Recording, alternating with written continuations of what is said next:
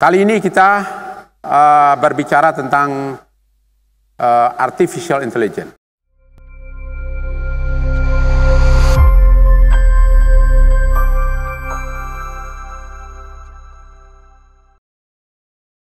Sesuatu yang keharusan bagi kita untuk mengikuti, mengetahui dan mengikuti. Karena artificial intelligence ini juga ada atau terdapat atau menyangkut bidang kesehatan.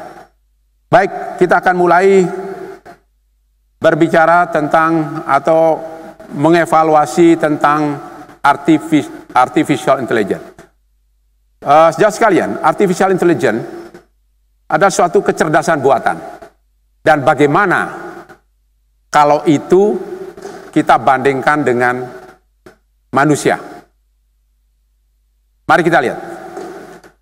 Ada 9 isu mengenai artificial intelligence.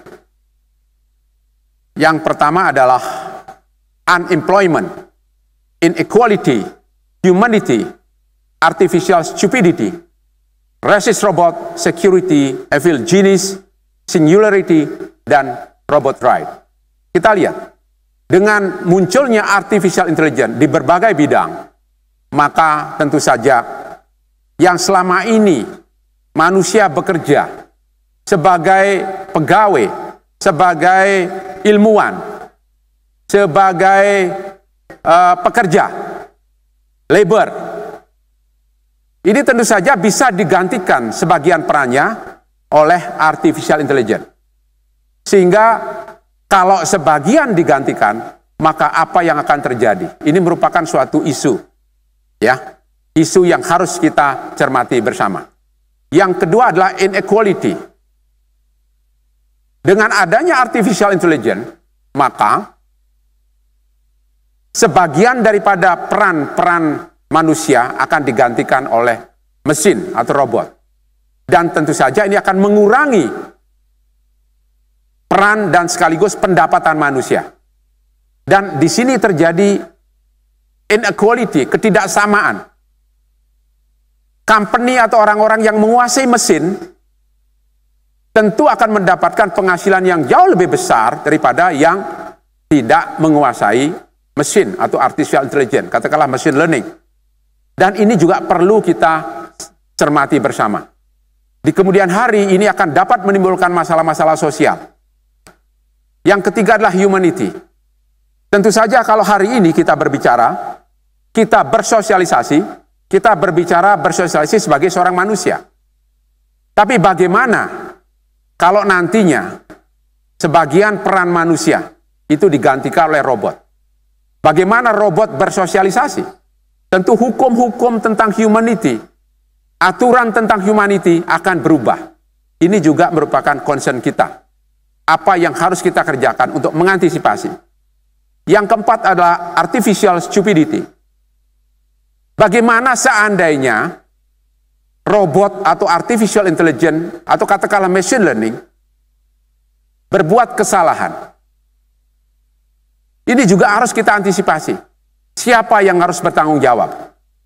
Kemudian robot, kalau kita lihat di film-film, kalau dia sangat pintar, suatu ketika mungkin dia akan menjadi rasis. Kenapa? Karena bisa disetting oleh manusia. Kemudian dia akan berpihak kepada golongan tertentu. Ini juga harus dicegah. Ini harus menjadi concern kita bersama. Keamanan tentu saja. Bagaimana robot itu kemudian atau machine learning katakanlah seperti itu, kemudian bisa kita jamin keamanannya. Bagaimana kita dapat mengeliminasi artificial intelligence bias. Kemudian evil genius. Saudara sekalian, kalau artificial intelligence bisa diarahkan menjadi suatu yang baik, tentu kebalikannya bisa juga dia diarahkan menjadi sesuatu yang kurang baik. Istilahnya bisa saja dia menjadi jin botol, yang bisa kita minta sesuatu kebaikan maupun bisa saja disalahgunakan menjadi keburukan. Singularity, keganjilan, keanehan. Bagaimana kemudian yang selama ini how do we stay and control a complex intelligence system? Yang selama ini seseorang itu bisa kita latih. Ya, katakanlah manusia, bahkan binatang kita bisa latih. Robot dilatih. Tetapi apakah kemudian dia tidak menjadi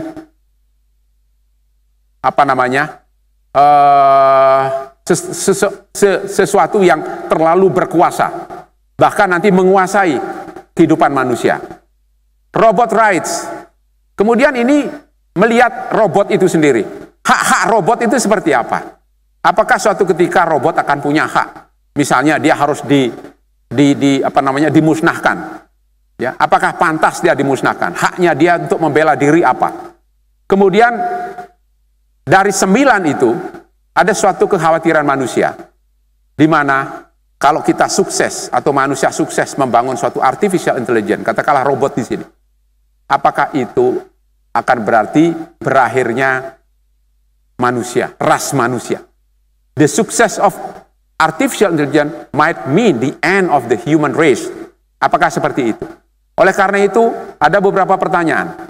Apakah kita bisa mengontrol robot ini? Memasukkan sesuatu, kalau manusia itu ada hati nurani, ya, hati nurani yang mengontrol tindakan manusia. Apakah robot bisa? Bagaimana kita memasukkan? Rasanya ini suatu hal yang harus kita pikirkan. Mungkin sampai saat ini muskil untuk dikerjakan. Kemudian, how are we expected to treat them? Bagaimana kita melatih ini? Bahwa dia robot menjadi lebih manusiawi. Kemudian menjadi atau berperilaku yang lebih baik. Nah, ini yang yang menjadi concern kita. Karena apa?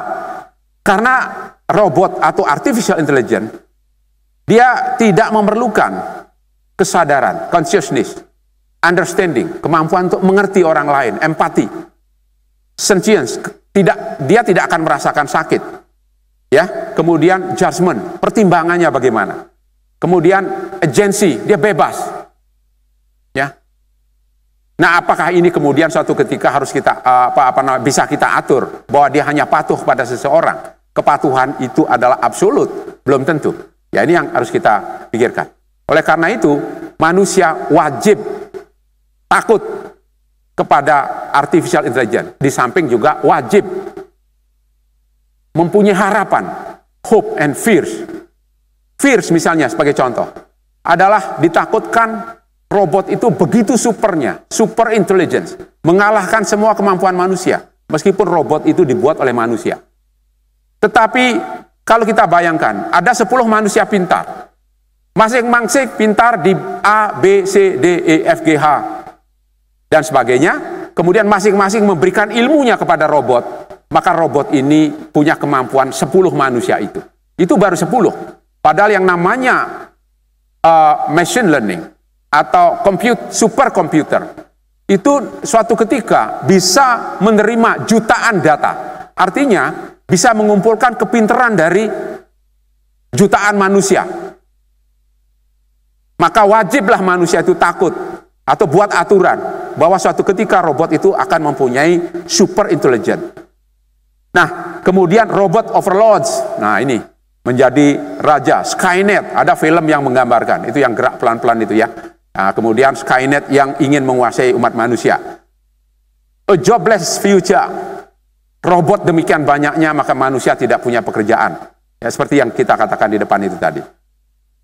World electronic dystopia, ada suatu kondisi di mana nanti ketidakpastian akan muncul. Ya, oleh karena itu harapan kita semua adalah humanity amplified. Jadi robot itu lebih mempunyai sifat-sifat manusia yang baik. Kemudian humanity unbound, tidak terikat dengan sifat-sifat manusia yang jelek, misalnya iri dan sebagainya. Kemudian artificial intelligence human partnership, harus berpartner. The recovery of leisure, ya, memperbaiki kemalasan seseorang. Karena manusia punya rasa malas, robot tidak. Ya, new age of reasons. Jadi selalu manusia itu punya alasan. Kalau dia misalnya tidak mau bekerja, dia bilang sakit dan sebagainya. Robot tidak. Ya. Nah, Kemudian, apakah untuk mencegah hal-hal yang fierce tadi, kemudian ethics ini bisa diterapkan pada artificial intelligence, robot, machine learning, dan sebagainya. Nah, apa itu etik? Etik adalah moral principle, good and bad, yang jelas misalnya good and bad, robot itu hanya bisa dimasukkan data. Good ini begini loh.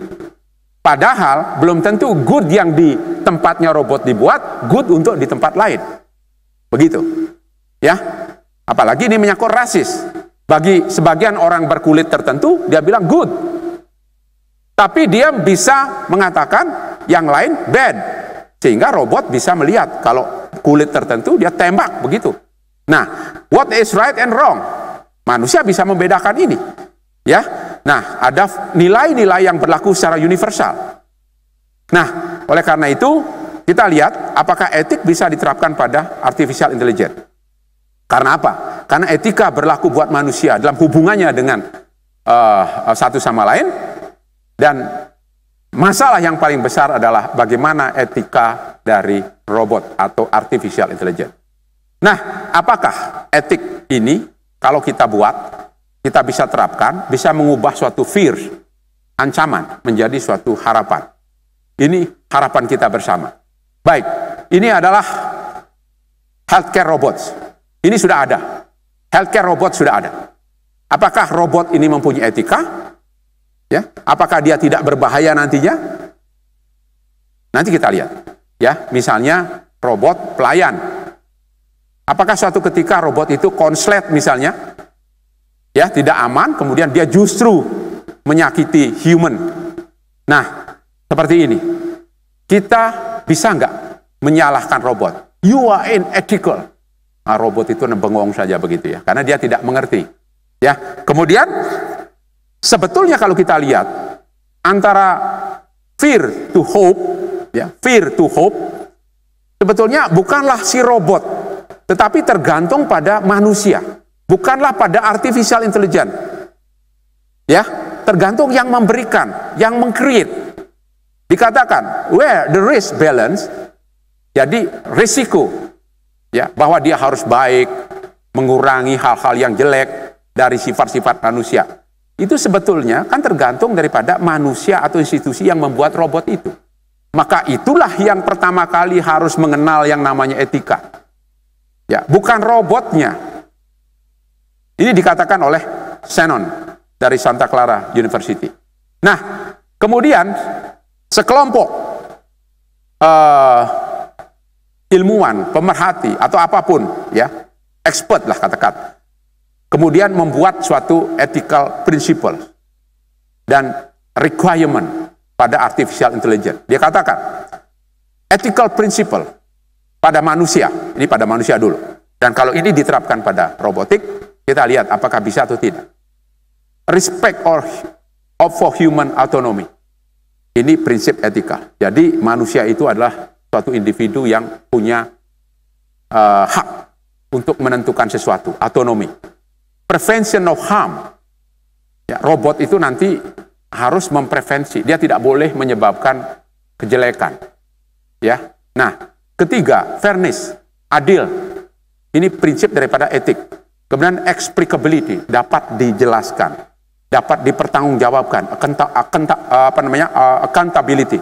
Nah, kemudian oleh karena itu, maka membuat suatu human artificial intelligence maksud kami, ini membutuhkan human agency and oversight. Jadi harus ada yang bertanggung jawab itu nanti.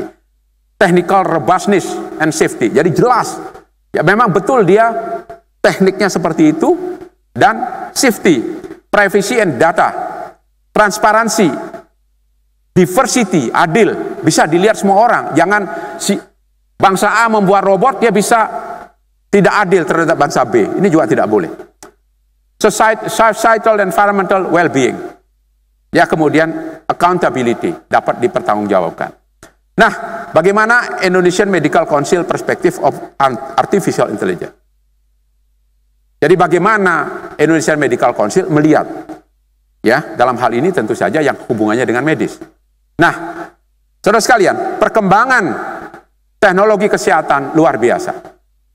Ya, sehingga dalam suatu pertemuan Health and Healthcare in the Fourth Industrial Revolution, ya, pada tahun 2016-2018 mengatakan bahwa precision medicine, kemudian artificial intelligence, big data, ini merupakan suatu perkembangan yang luar biasa, dan ini nanti membutuhkan suatu regulation, ya, regulation ini ya, di regulasi, ya, supaya apa?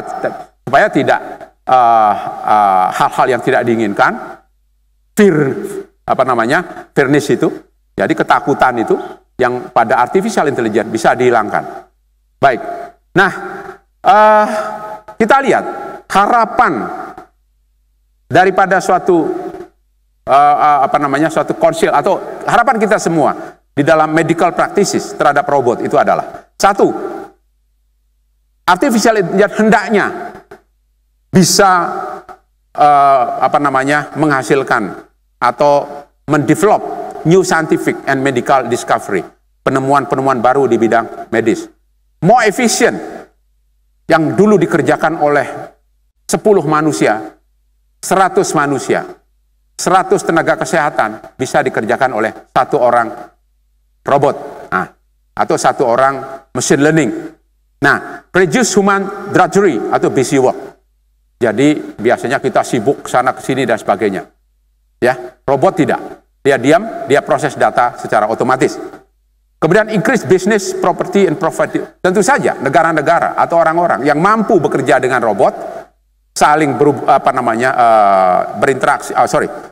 Dia mempunyai robot, bekerja sama dengan robot, ini akan lebih efisien daripada sebelumnya tidak bekerja sama dengan robot. Kita bisa lihat, misalnya untuk mendiagnosis tertentu, sudah ada mesin learning yang menerima data-data untuk penyakit jarang misalnya. Penyakit yang sangat jarang, dia masukkan semua data-datanya. Dan kalau kebetulan penyakit itu ada, didiagnosis oleh dokter A, mungkin masih konsul ke dokter B, tidak ketemu konsul ke dokter C, ke dokter D, kumpul dokter-dokternya semua, masih mengeluarkan hipotesis, belum ketemu. Ini memerlukan waktu, sehingga penyakitnya mungkin akan sudah berjalan dan merugikan pasien. Dengan machine learning, begitu machine learning mengumpulkan semua data, dimasukkan data pasien, bahkan keluar differential diagnosis atau bahkan diagnosis. Nah, ini tentu akan meningkatkan productivity dan tentu saja profitability. Dan tentunya akhirnya keberadaan daripada machine learning atau robot itu akan merubah semua, ya, apa yang selama ini kita definisikan, apa yang selama ini kita beri arti, misalnya empati, social acuity, conflict management, critical thinking, common sense, ethical insight, wisdom, ini akan berubah definisinya kalau kita sudah bekerja dengan suatu artificial intelligence. Nah, ambil salah satu misalnya black box medicine. Nah, ini dikatakan seperti tadi saya kasih contoh bahwa black box medicine dia mengumpulkan data, kemudian dia melakukan analisis dari data yang masuk, kemudian keluarlah outputnya. Nah, black box medicine ini bisa menerima mungkin kedepannya jutaan, bahkan lebih dari jutaan data. Kemudian dia kumpulkan, kemudian dia analisis, kemudian dia keluarlah hasilnya. Dan ini jauh lebih efisien daripada 100 manusia bekerja bersama-sama. Karena apa? Contoh yang sederhana. Ya, waktu kebetulan saya punya pengalaman, ya, bekerja di suatu tempat di mana dia sudah memakai PCR, ternyata kita belum. Ya, mesin PCR. Ini sederhana sekali. Kita mendiagnosis suatu kasus infeksi. Kita memerlukan petri dish untuk menumbuhkan ini demam typhoid atau tidak. Kemudian yang tumbuh apa? Salmonella atau tidak. Kita biarkan. Itu butuh antara 3 hari sampai 1 minggu. Dengan mesin PCR dalam waktu itu 2-3 jam sudah keluar diagnosisnya. Bayangkan efisiensi yang terjadi. Nah, namun demikian, tentu saja black box medicine ini bisa menolong seseorang, tetapi juga bisa, tanda petik, nanti kita lihat di belakang, bisa juga suatu ketika merugikan seseorang. Baik, jadi problem of machine learning in medical practices. Privacy. Semua data-data, machine learning itu membutuhkan data. Nah, tentu saja data-data yang ada, kita harus masukkan semua ke machine learning supaya mereka pinter, di training dengan data. Dan ini kalau, tentu saja kalau pasiennya tidak mau, ini data saya tidak mau dimasukkan ke situ. Ini akan melanggar privacy. Kemudian yang kedua adalah accountability.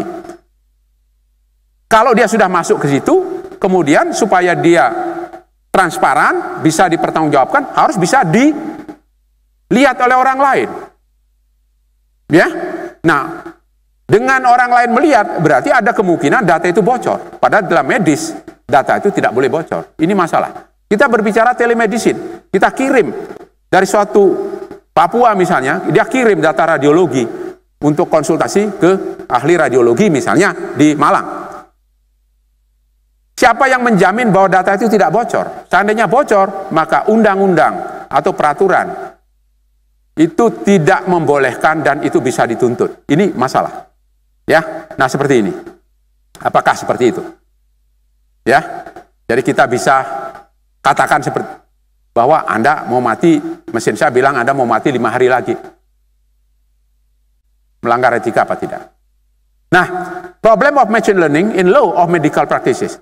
Dari segi aturan, masalah daripada machine learning adalah if an expert medical diagnosis system exists and kill a patient with an incorrect diagnosis, who do we sue? Siapa yang kita tuntut? Apakah operator? Apakah producer? Dokter yang memakai itu sebagai dasar terapi misalnya? Ya, kemudian machine. Ini harus dibuat aturannya. Berapa? Karena kalau yang konslet mesinnya, kemudian data yang keluar tidak pas, siapa yang bertanggung jawab? Nah, ini hal yang akan kita harus kita antisipasi sejak sekarang. Oleh karena itu, banyak hal yang harus kita perbaiki. Salah satu diantaranya adalah kita harus memperbaiki standard of medical treatment. Salah satu contoh begini, ada machine learning. Kita memasukkan data, misalnya darah, keluar, lihat, ya langsung keluar hasilnya. Bahkan diagnosisnya keluar. Kemudian masalahnya apakah? Kita memakai diagnosis itu boleh apa tidak? Sementara peraturan kita mengatakan seorang dokter dalam mendiagnosis harus melakukan anamnesis, pemeriksaan fisik, dan sebagainya. Kita dari jauh saja, coba periksa darah Anda, masukkan ke situ. Lihat keluar, leukemia. Boleh apa tidak? Nah, jadi kita harus punya aturan ke depannya, menentukan standar medical treatment berbasis artificial intelligence in the future. Nah, fairness of artificial intelligence, jadi keadilan atau bagaimana artificial intelligence itu bisa kita buat, ya, atau bisa kita akui bersama. Yang pertama tentu explainability. Suatu alat itu harus bisa betul-betul berapa sih sensitivitasnya, berapa sih spesifitasnya, berapa sih positif predictive value-nya, berapa sih negatif predictive value dan sebagainya. Auditability, bisa diaudit hasilnya. Kemudian accountability-nya bisa dilihat, dibuka, sehingga semua tahu bahwa mesin ini.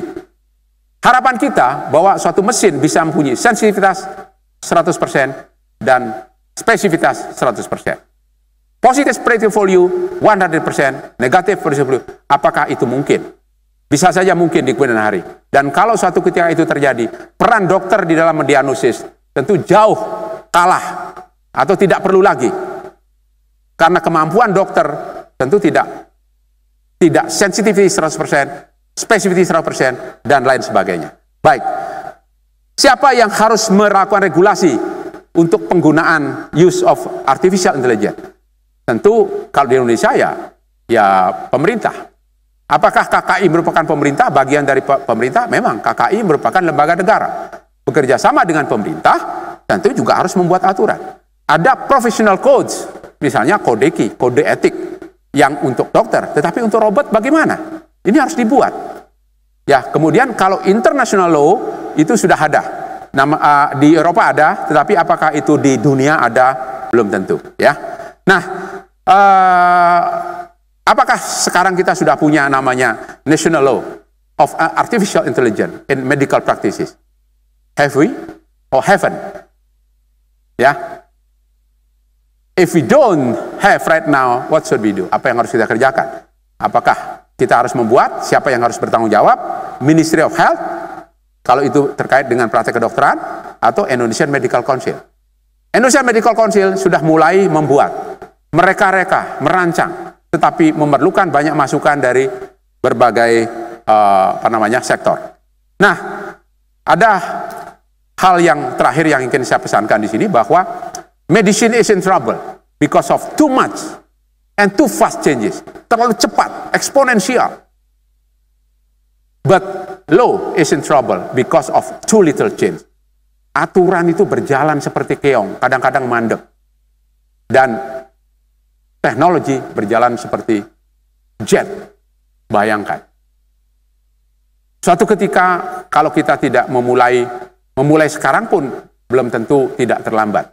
Oleh karena itu kita akan coba apakah memang kita bisa mengejar, ya, dan menguasai, mengontrol perkembangan ilmu yang demikian pesat. Oke, ini adalah suatu kalimat yang kita dapatkan di National Geographic, ya. The future belong to the curious. Masa depan adalah milik orang-orang yang gelisah, orang-orang yang ingin tahu, orang-orang yang ingin perubahan. Ya, kalau kita tidak ingin perubahan, maka kita akan ketinggalan. Terima kasih.